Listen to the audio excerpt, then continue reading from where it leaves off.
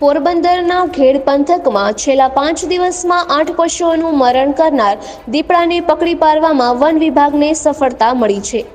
પોરબંદરના ગોસાખેડ, રાજપર નવાગામ અને ટુકડા ગોસા ગામમાં 5 દિવસમાં 8 જેટલા પશુઓનો શિકાર કરનાર દીપડાને પકડવા માટે વન વિભાગે વોચ ગોઠવી હતી અને ટુકડા ગોસા ગામે વાડી વિસ્તારમાં પાંજરું ગોઠવ્યું હતું અને ત્યાં ગઈકાલે રાત્રે માણસ સાથેનું પાંજરું ગોઠવવામાં આવ્યું હોવાથી શિકારીની શોધમાં આવી પહોંચેલ દીપડો મોડી રાત્રે આ પાંજરામાં પુરાઈ ગયો હતો।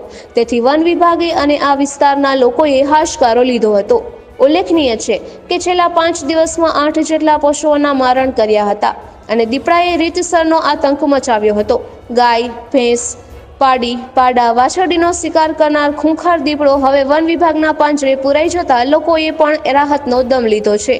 અહીંયા વાડી વિસ્તારના લોકોને રાત્રે નીકળવામાં પણ ભારે પરેશાનીનો સામનો કરવો પડતો હતો અને જીવના જોખમે અવરજવર કરતા હતા।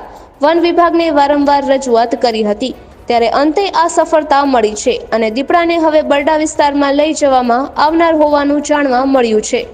નિપુલ પોપટ, પોરબંદર ટાઈમ્સ।